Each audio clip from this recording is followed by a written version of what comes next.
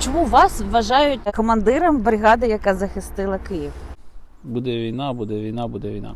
Центр міста розвалений, ще догорають ці будинки, тіла людей, це страшно. Під Києвом лягла їхня еліта. Генерал-полковник Олександр Сирський сказав, ну ти поняв, війна, давай на Київ. Кому прийшла в голову думка підірвати дамбу, щоб Ірпінь став більш повноводний? Бойове розпорядження боронити місто Київ. Гоголів, Русанів, Калинівка, Вишгород, Казаровичі, Межигірськ, Мощун. Свій дім, свою хату, своїх дітей, своїх батьків. Нам нема куди тікати.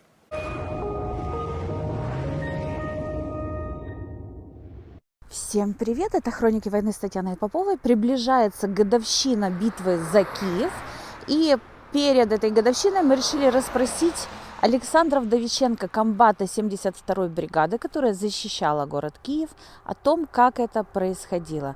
Мы специально выехали в место возле Бучи, между Бучей и Ворзелем, где, собственно, происходили сражения. Как вы видите, здесь до сих пор находятся российские танки. И пригласили сюда Александра для того, чтобы он рассказал о том, как это происходило. Подписывайтесь, ставьте лайки, распространяйте ссылки на это видео в ваших соцсетях, чтобы как можно больше людей смогло увидеть это видео.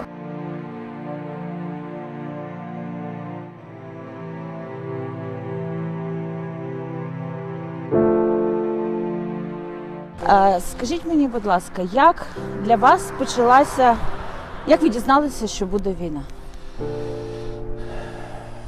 Ну, розпочинаючи з початку 22-го року, в небі літало оце передчуття: буде війна, буде війна, буде війна. Всі очікували такого повномасштабного вторгнення 22 лютого, 22.02, 22, і коли воно пройшло, якось всі з полегшенням видихнули. 23 лютого я проводив рекогносцировку лівого флангу оборони бригади, це правобережна Україна. Приїхав з населеного пункту Бородянка, з'їхав в Гостомель на заправку. Мені прийшло повідомлення, що завтра з великою ймовірністю Російська Федерація через кордони Республіки Білорусь розпочне повномасштабне вторгнення на Київ. Я приїхав на угрупування міста Київ. Ця інформація, кажуть, у нас також є, але все одно думаю, що нічого не буде. Я прибув в пункті дислокації міста Біла Церква, зібрав нараду і сказав, напевно, завтра все розпочнеться. Ми ще уточнили задачі, хто куди висувається, хто як діє.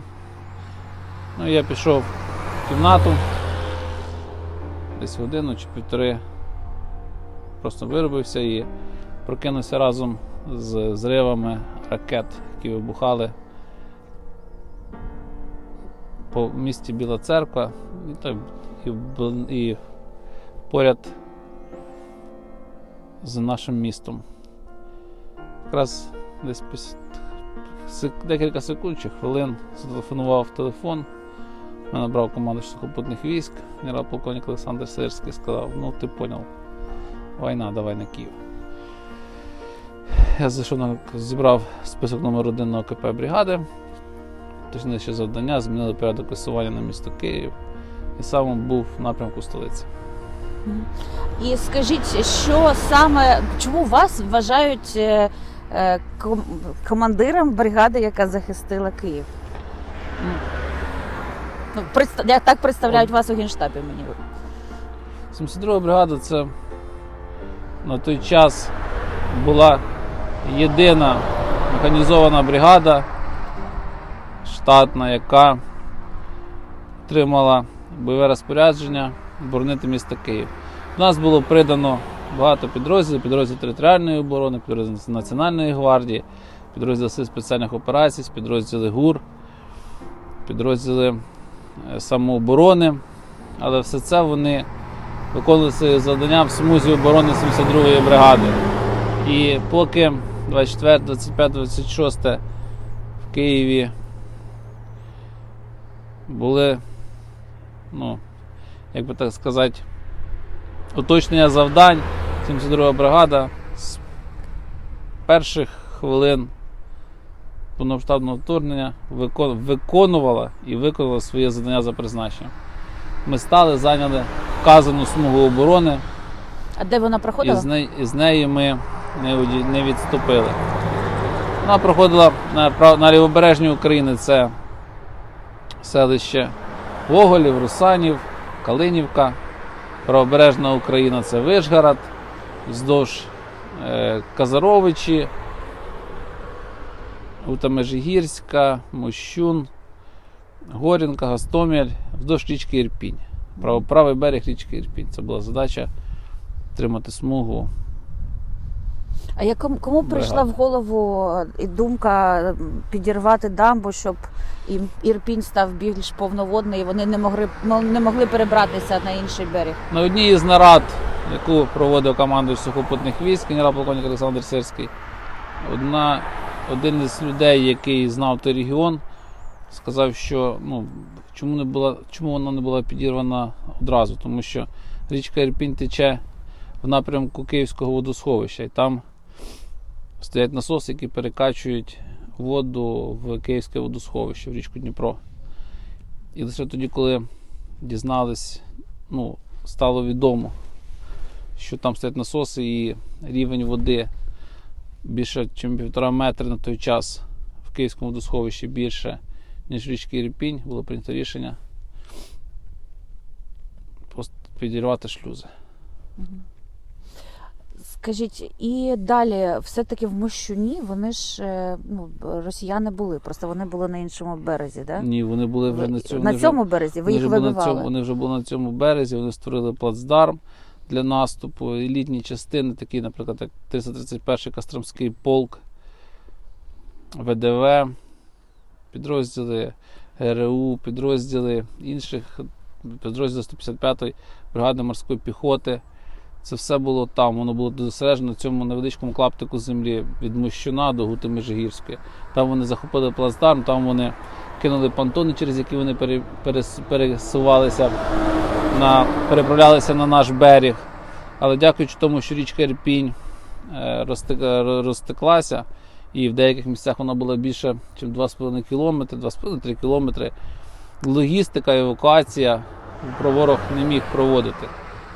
І після того, як вони отримували там серйозні, несли втрати, розуміли, що вони не можуть проводити ні вчасну евакуацію, ні підвозити вчасно боєприпаси. Тобто логістика у них вона дуже хромала. І в кінці березня вони прийняли рішення на відхід з-під міста Київ. При цьому понесли дуже великі втрати. Скажіть, правильно я розумію, що все-таки в Київ ніякого російського танку не було ніякого прориву? Чи все-таки було? Чи якісь групи могли прориватися?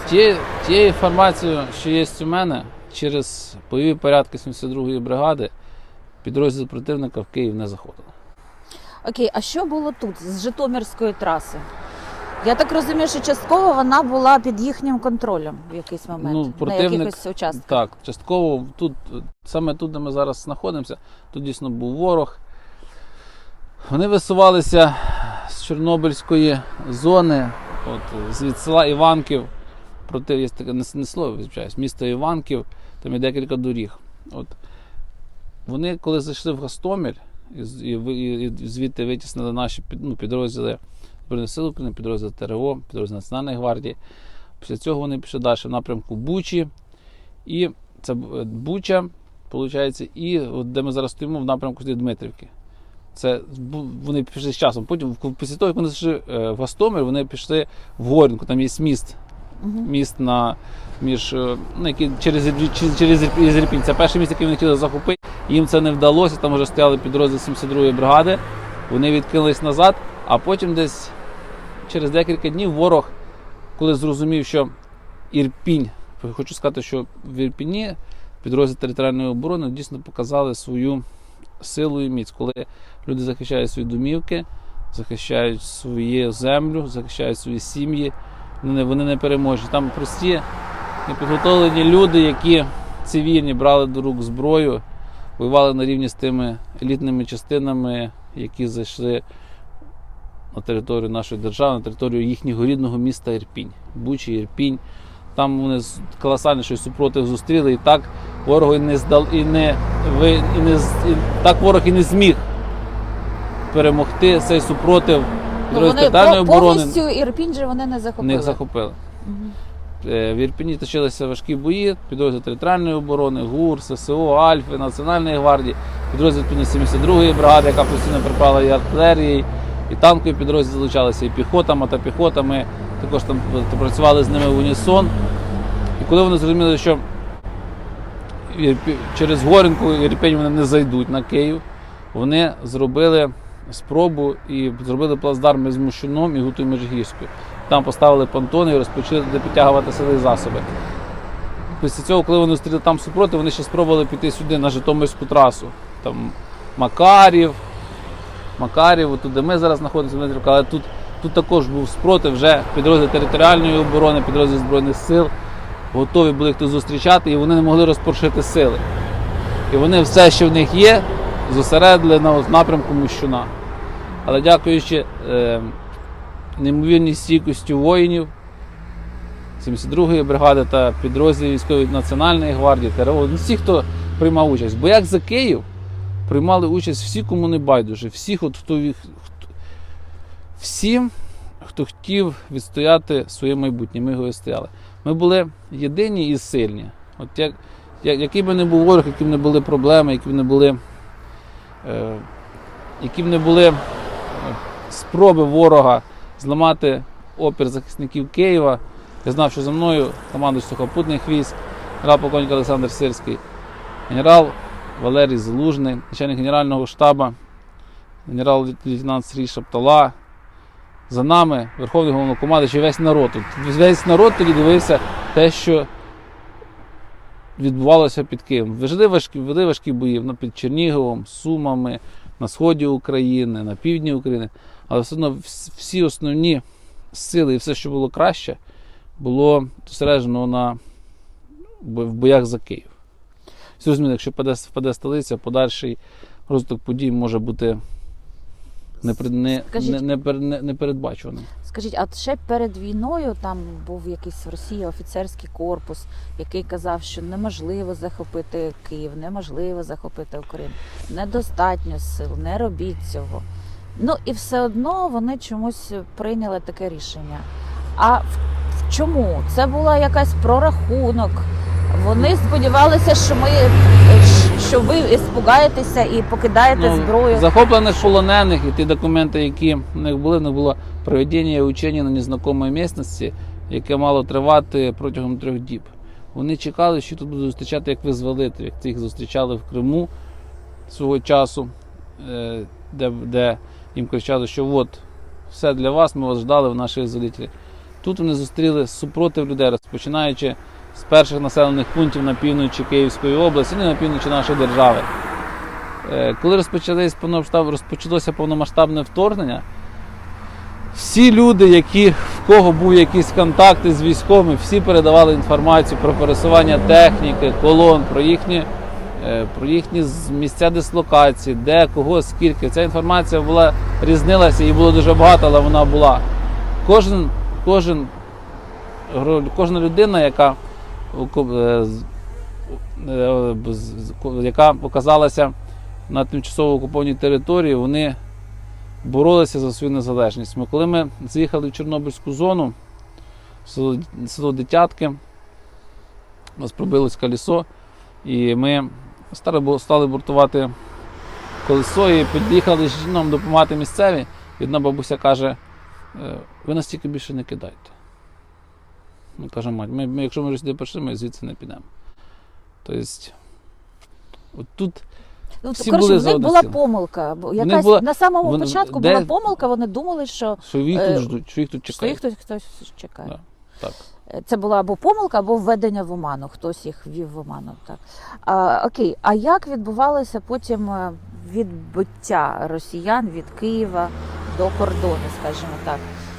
Я так розумію, що ви перерізали лінію логістики їм, і вони тут опинилися з танками, або без палива. Лінія логістики, у нас не було змоги перерізати їм лінію логістики, тому що противник мав переважаючі сили, але вони тут несли колосальні втрати. і тієї кількості боєприпасів, яку вони використовували на добу бою, вони її не вспівали підвозити на подальше. Велике плече підвозу боєприпасів та інших матеріальних засобів. І крім того, вони коли зрозуміли, що з першого дня, там, в перші дні і в перший місяць вони не зможуть це зробити, то вони бачили, що вся світова спільнота стає на сторону добра, на сторону України, що тепер за нашими спинами Сполучені Штати Америки, Велика Британія, Польща та інші країни, які допомагають нам матеріально-технічними засобами, боєприпасами, фінансово. І противник зрозумів, що вони не зможуть вести на такому фронті, в них не вистачає ресурсу вести повноцінні бойові дії. І вони залишили Київську область. Ми намагалися їх переслідувати, але вони дуже це зробили, втікали дуже швидко, як то кажуть. Навіть не встигнеш приховати свої безчинства в Бучі. Так, це було страшно. Я заїхав. Ви заїхали в Бучу в перші дні? Так, ми заїхали в Бучу. Перші дні Бучу, Гостомель, Горінка. Страшно. Особливо мене поразила Буча і Бородянка. Центр міста розвалений, ще догорають ці будинки, тіла людей, це страшно. В них в передових позиціях воювали, на першій лінії воювали регулярні частини Російської Федерації, а ззаді йшли що? Кадировці, йшли вагнерівці, мародьори, одним словом. Їхня ця гвардія, не національна гвардія, Росгвардія, так. Мародьори і насильники. Скажіть, будь ласка, а наскільки західна зброя, яка на першому ж етапі в нас її було, я так розумію, небагато і по номенклатурі, і взагалі, а наскільки вона допомогла знищувати оці БТРи, танки? Вона допомогла, дуже допомогла. По-перше, допомогла тим, що ми зрозуміли, що ми не одні. По-друге, вона, я не можу сказати, що переламала хід війни, але вона і наразі так само, зараз у нас буде, дасть Бог, іти більше і більше, що вона створила всі передумови, щоб ми перемогли. Тому що вона дійсно більш новітня, більш ефективна і саме головне, що ми зрозуміли, що ми не одні. Наразі ми є щит всього цивілізованого суспільства, ми є щит Європи. І ми зараз нищимо те зло, яке потрібно знищити тут. Завтра воно може бути в іншій країні. Ці люди, їм байдуже на всі домовленості, їм байдуже на все людське. Це просто варвари. Ви бачите, що вони творять в нашій державі, що вони творять в наших містах, селах, як вони нищать все живе і святе. Де проходить лінія фронту зараз, там не лишається жодного вцілілого будинку, жодного вцілілого життя. Там всюди смерть. А що ще нам потрібно з точки зору озброєння від наших західних партнерів? Знаєте, хорошого завжди мало, є така фраза, а поганого завжди багато. Все, що ми отримуємо, наші військовослужбовці сумлінно і якісно опановують, використовують і нищать противника. Тому що, як би так не було, Росія велика країна. І чисельність Збройних сил в них більше, ніж Збройних сил України. Але наразі хочу сказати, що не лише Збройні сили ведуть війну. Зараз воює вся країна. Збройні сили, можу сміло сказати, вони воювали до 24 лютого. 24 лютого всі як один народ став на боротьбу за своє майбутнє, за майбутнє наших дітей. Ще таке питання. Я писала російських полонених пілотів, і в них у всіх одна фраза, що от я почав літати, бомбити там 24 лютого, бомбив 2 тижні, все було нормально. А потім бах, нам казали, що ПРО, ППО немає в Україні вже. А потім бах і мене збили. І так неочікувано, що мене збили. А що відбулося от ці перші тижні? Я для себе не можу знайти відповіді. Чому якісь перші тижні їх не збивали, а потім їх почали, от і там одного збили 7 березня, другого збили там 13 березня, 4-го збили. Ну, коротше, їх от якось в якийсь момент почали просто збивати всіх підряд. Ну, я не І зараз вони не літають. Я не офіцер протиповітряної оборони, але вважаю це тому, що ми ведемо бойові дії з 2014 року. Але підрозділ протиповітряної оборони виконували своє завдання, несли бойове чергування, але практично не застосовували свої можливості. Після цього, коли вони зрозуміли, що в наш повітряний простір і побачили, залітає противник, що це не наші літаки, а літаки ворога, розпочали якісно діяти і наразі створюють щит нашої держави і респект ПВОшникам, респект повітряним силам. Да, росіяни, пілоти кажуть, що ви ж бачите, більше ми не залітаємо. Те ж саме і тут було в боях під Києвом. Спочатку вони безкарно літали, потім після того, як знищили декілька їх гелікоптерів, декілька літаків, вони вже не залітали в зону дії ПВО, працювали з максимально допустимих дальностей. Те ж саме зараз і відбувається на сході України. От в боях за Київ, хочу сказати, був одним із самих якісніших екіпажів. Це командував колишній начальник військ протиповітряної оборони сухопутних військ. Не буду казати прізвище, але його розрахунок під його командуванням збив 5 гелікоптерів. Генерал-майор. Дійсно патріот, дійсно офіцер. А Генерал. скажіть, от, захисту Києва, крім вашої роботи, крім роботи ТРО, Нацгвардії, там, річки Ірпінь, яка також сослужила свою службу, а те, що росіянам не вдалося захопити аеродром Васильків, це допомогло чи ні? Чи навіть якби вони захопили аеродром, їх би там вибили? Аеродроми прикривали там і спочатку, і задача 72-ї була, деякі підрозділи виїли. Після цього з часу нас цю задачу зняли, там були підрозділи Національної гвардії, інших військових формувань. Ви знаєте, воно все гарно здалеку дивиться. Але я вважаю, що Васильків дуже далеко, і тоді вже ПВО розпочало працювати. Я не можу коментувати дане питання. Але я вважаю, що це б не створило якогось такого переломного моменту. У нас з того напрямку були військові частини, які могли блокувати даний десант і знищити. Ну, вони там і висадили, спробували висадити Да. десант, але я так розумію, що з ним швидко закінчили. Чим ви думаєте закінчиться війна? Перемогою. А коли? Не знаю. Колись ще, це було давно, вже майже рік, ми в квітні заїхали в Чорнобильську зону,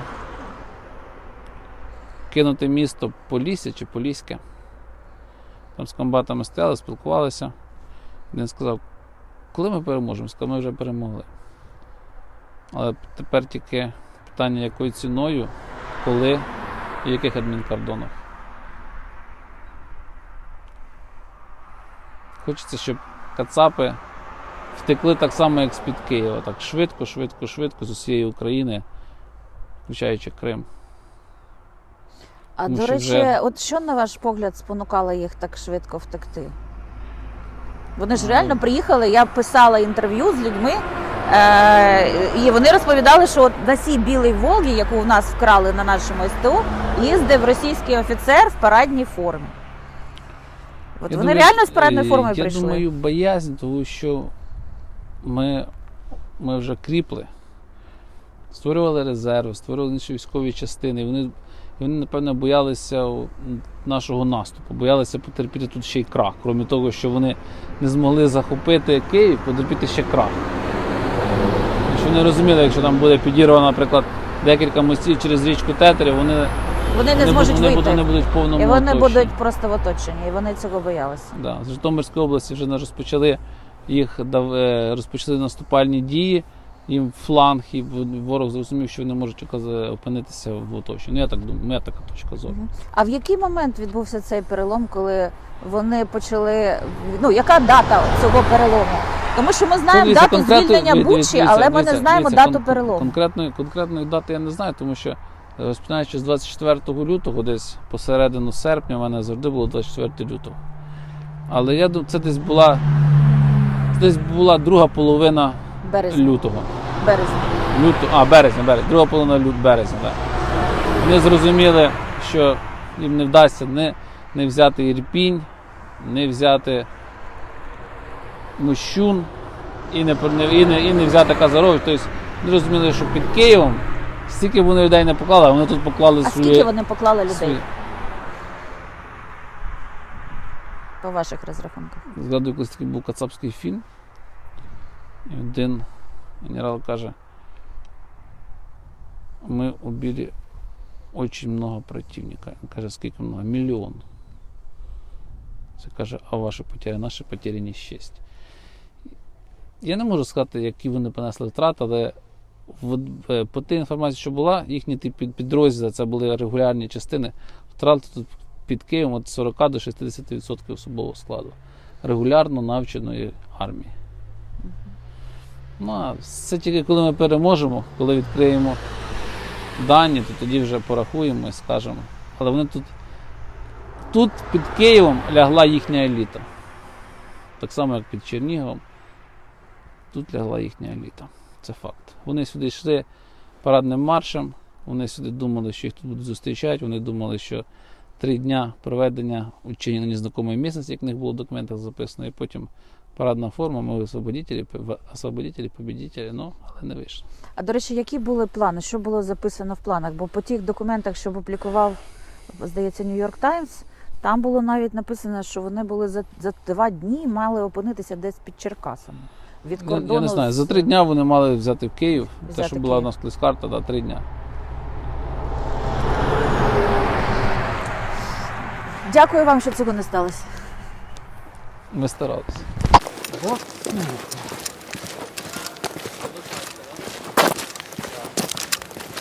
Мене звати Діма, я виріс в цій області. І тільки почалась війна, одразу пішов до військкомату. Бо я прослужив коло 10 років змішаного стажу. А тут живуть мої діти, мої батьки. І я не можу сидіти вдома, чи в теробороні, чи ще десь. Зразу пішов на війська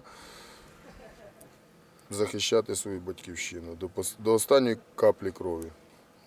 Вони б'ються за гроші, не знаю, за якісь ідеї, якихось ненормальних людей, спотворені, деморалізовані якісь, не знаю, події відбуваються.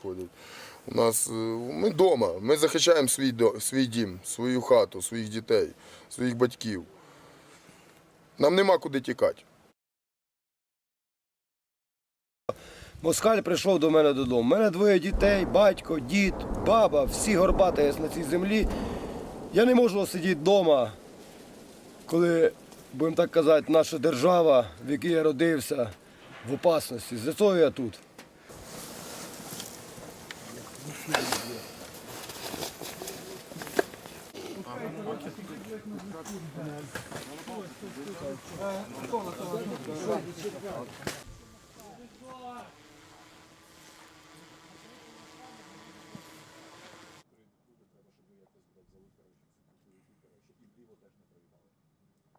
Вот и все на сегодня. Продолжайте смотреть наши репортажи. Мы каждый день в эту неделю будем показывать нового героя, который принял участие в защите Украины в первые дни вторжения. Ставьте лайки, распространяйте ссылки на это видео в ваших соцсетях, чтобы как можно больше людей смогло увидеть это видео. Ну и увидимся завтра.